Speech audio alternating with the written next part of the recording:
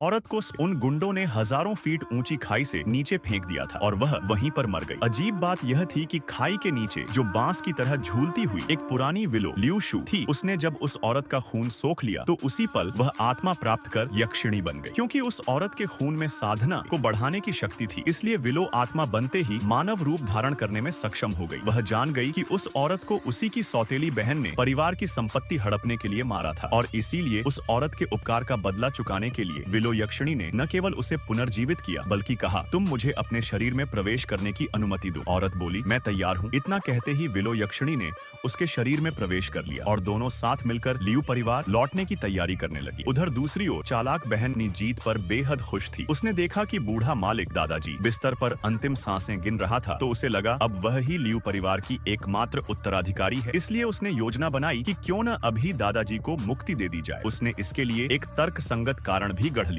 दादाजी को देखो, वह अब अपने मल मूत्र तक नियंत्रित नहीं कर पा रहे। ऐसे जीवन से बेहतर है कि उन्हें शांति दे दी जाए। दादाजी को मारने ही वाली थी कि तभी नौकर भागते हुए आया। बड़ी शाओजी ल्यूरान लौट आई हैं। सिंह जिन्यू ने सुना तो हंसते हुए तिरस्कार किया। अभी अभी तो मैंने उसे हजारों फीट गहरी खाई में फेंक कर मारा था, अब वह कैसे लौट सकती है। लेकिन जैसे ही वह मुख्य हॉल पहुंची, उसने देखा ल्यूरान एक छतरी पकड़े, चेहरे पर ठंडी हत्या की आभा लिए धीरे धीरे अंदर आ रही थी। यह दृश्य देखकर सब स्तब्ध रह गए, क्योंकि उन्होंने खुद अपनी आंखों से देखा था कि सिंह जिन्यू ने ल्यूरान को खाई से फेंका था। वह तो मर चुकी थी। क्या वह मरकर प्रेत बनकर लौट आई थी बदला लेने? इस बात की पुष्टि के लिए सबने जल्दी से देखा कि क्या ल्यूरान की परछाई है या नहीं, क्योंकि भूतों की परछाई नहीं होती। ध्यान से देखा तो पाया ल्यूरान की परछाई थी, मतलब वह जीवित इंसान थी। ल्यूरान के लौटने से संपत्ति के खतरे को महसूस करते हुए सौतेली माँ तुरंत आगे बढ़ी और उसके गाल पर एक तमाचा जड़ दिया। फिर चिल्लाई, तू छोटी नीच, क्या तू चाहती है कि बूढ़ा फिर से गुस्से में मर जाए? सौतेली माँ जानती थी कि बूढ़ा मालिक सबसे ज्यादा प्यार ल्यूरान से करता है। अगर वह बूढ़े से मिली तो मरने से पहले वह सारी संपत्ति उसी को दे देगा। सबको लगा कि ल्यूरान अब पलटकर जवाब देगी, पर इस समय उसके शरीर पर विलो यक्षिणी का नियंत्रण नहीं था, बल्कि